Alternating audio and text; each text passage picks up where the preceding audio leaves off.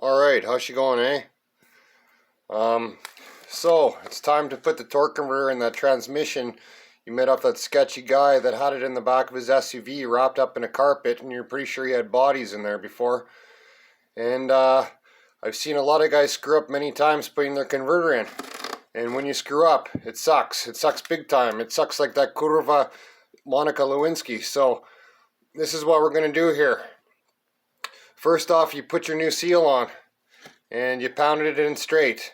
And it probably isn't a bad idea to put a little thin layer RTV around but by thin I mean like a film around the outside of the seal. Then once you got the seal in, you soaked your seal with STP, and then you also did the same thing to your hub of your your hub of your converter. Also, if you like to swing a big dick, pour some Type F down it, the converter, so the converter is not dry, and that way the pump won't have to fill it, but it don't matter. So that's what I do. I always give her a little drink first. So yeah, you got all that lubed up. Now we'll go to the next step. Just give me a sec.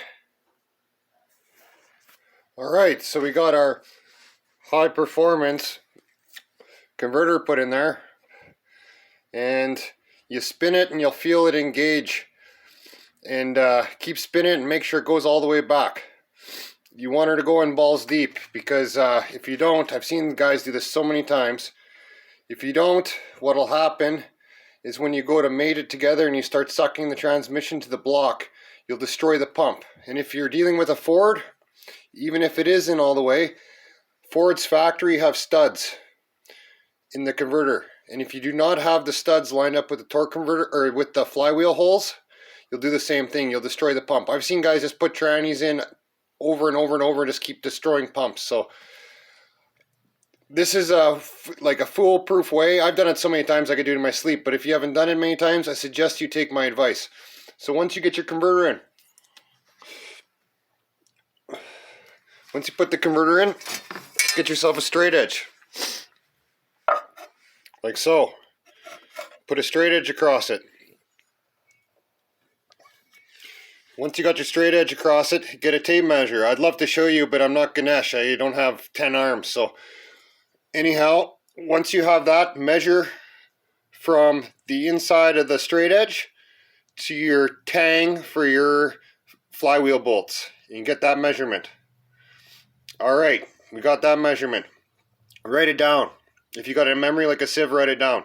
If you want to live on the edge, just try and remember it. So we got that measurement. We're going to use this Cadillac 500 because it's sitting here with a flywheel on it. So then what you want to do is run your straight edge here. Boom. Across your flywheel. Like so. Hold it square and true. Then take your tape measure and measure from the back of your bell housing of your block to the inside again. So you got that measurement. Alright, so we're doing good. We got two measurements. So what you want to do is crunch the numbers so you can tell how much gap